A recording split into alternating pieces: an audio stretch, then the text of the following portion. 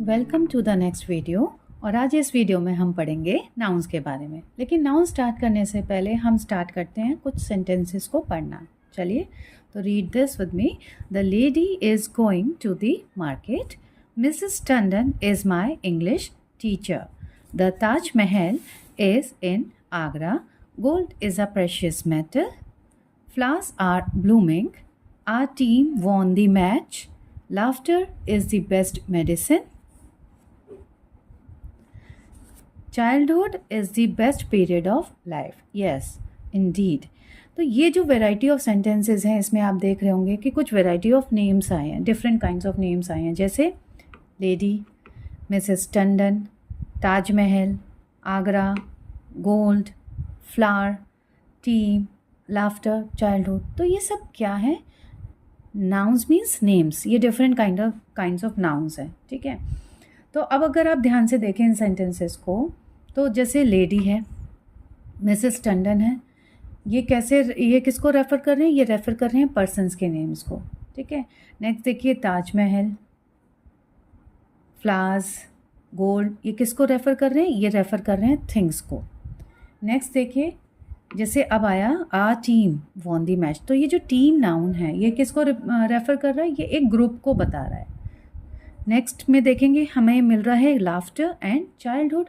तो ये क्या है? ये रिप्रेजेंट करते हैं किसी क्वालिटी को या किसी स्टेट को कि क्या कंडीशन है।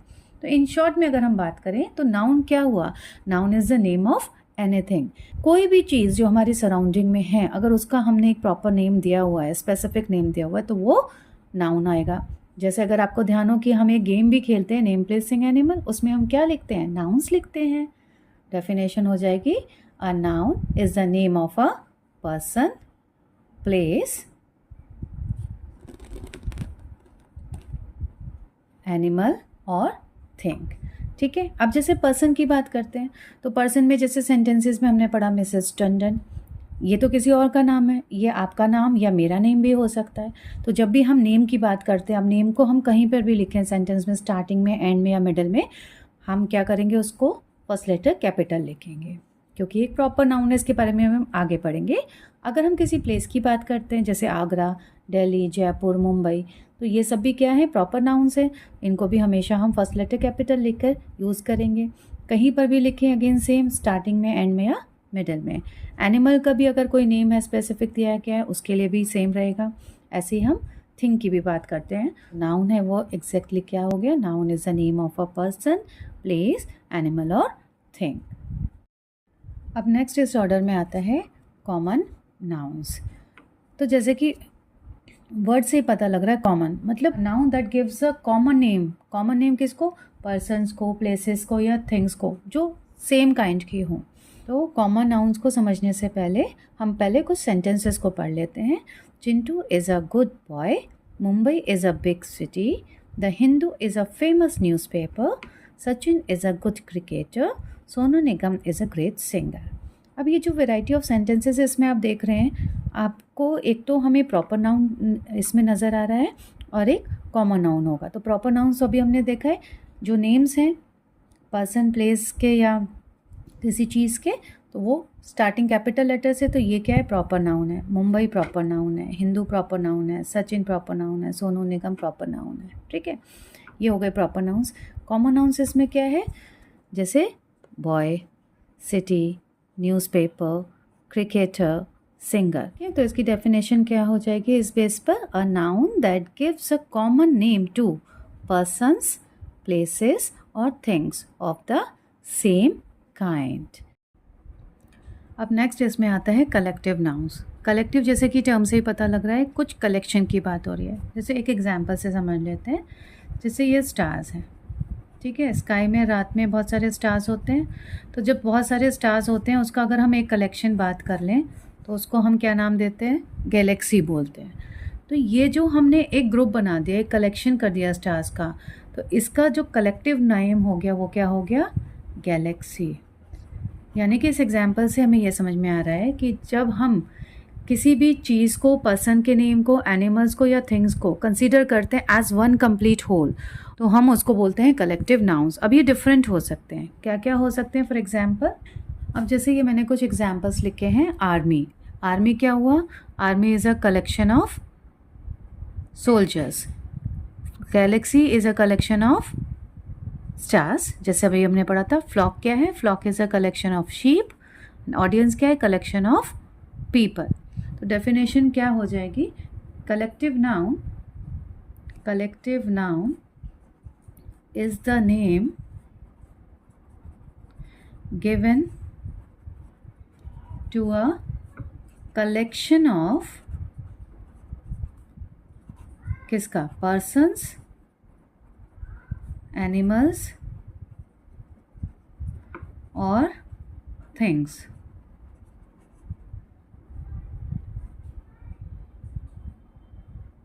ठीक है।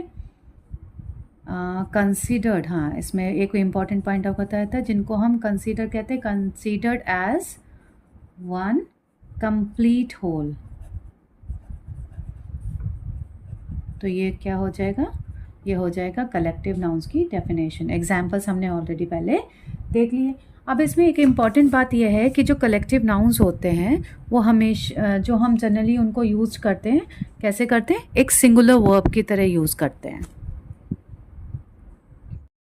अब इसमें नेक्स्ट आता है मटेरियल नाउन्स। अब जैसे कि नेम ही जो टर्म है वही बता रही है। मटेरियल मतलब जब हम किसी मटेरियल या किसी सब्सटेंस की बात करते हैं जिनसे हम किसी भी चीज़ को, थिंग्स को बना सकते हैं। एग्जाम्पल लेते हैं, जैसे कुछ सेंटेंसेस हम ले लेते हैं एग्जाम्पल्स के। जैसे फर्स्ट लेते हैं, gold is use to make ornaments. Gold is use to make ornaments. तो इसमें मटेरियल क्या हो गया? गोल्ड हो गया, जिसको हम क्या थिंग बनाने के लिए यूज़ कर रहे हैं? ऑर्नामेंट्स के लिए यूज़ कर रहे हैं। ऐसे ही है, जैसे एक नेक्स्ट अगर हम बोलें, wood is use to make furniture. और क्या एग्जाम्पल्स हो सकते हैं? तो जैसे वुड हो गया, वाटर भी हो सकता है, वाटर, वूल, इन सब से हम कोई चीज़ बना सकते हैं। ठीक है। तो अगर हम इसकी डेफिनेशन की अब बात करें तो डेफिनेशन से क्या समझ, इसकी डेफिनेशन क्या हो जाएगी? ठीक है। तो इसकी डेफिनेशन क्या हो जाएगी? Material noun is the name given to the matter और substance of which things are made. Examples already हमने ऊपर पहले एग्जाम्पल्स के थ्रू ही समझा था। अब इसमें एक इम्पॉर्टेंट बात जो ध्यान रखने की है वो ये है कि material nouns are not generally use in the plural number. And इसके पहले जो जो आर्टिकल्स होते हैं, जैसे ए और एन आर्टिकल्स है, इसको भी हम यूज़ नहीं करते हैं, मटीरियल नाउन से पहले यूज़ नहीं करते हैं। अब इसमें नेक्स्ट आएगा एब्स्ट्रैक्ट नाउन्स। एब्स्ट्रैक्ट जैसे कि टर्म बता रही है, एब्स्ट्रैक्ट मतलब जो कुछ क्लियर ना हो। किस तरीके से क्लियर ना हो? जैसे कुछ वर्ड्स मैंने यहाँ पे लिखे हैं, देखिए, bravery, wisdom, honesty, pain, health, laughter, courage, etcetera. अब ये क्या है वर्ड्स? अगर आप इन वर्ड्स को बोलेंगे तो कोई फिजिकल फॉर्म नहीं है इनके जिनको कि आप टच कर सकते हो या देख सकते हो, है ना। ये वर्ड्स क्या कर रहे हैं?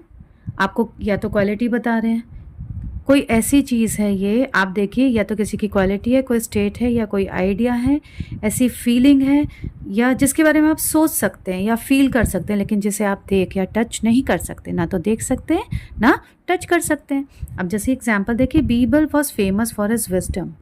बीरबल किस चीज़ के लिए फेमस है? विजडम के लिए। विजडम को क्या आप देख सकते हैं कि कोई फॉर्म, इसकी कोई फॉर्म है, फिजिकल फॉर्म है जिसे आप टच कर सकते हैं?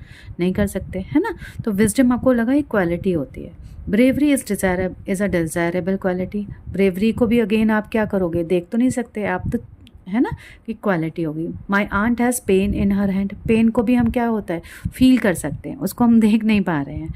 तो ये जो इस तरीके के वर्ड्स हैं। अब इसमें और भी वर्ड्स जैसे ट्रुथ है, सॉरो, लाइफ, डेथ, जॉय, इस तरीके के बहुत सारे वर्ड जो आपको केवल आप थिंक या फील कर सकते हैं, तो वो होते हैं एब्स्ट्रैक्ट नाउन्स। अब हम इसकी डेफिनेशन की बात करें तो क्या हो जाएगी? A noun that stands for a quality, state और idea that we can think और feel but we can not see और टच।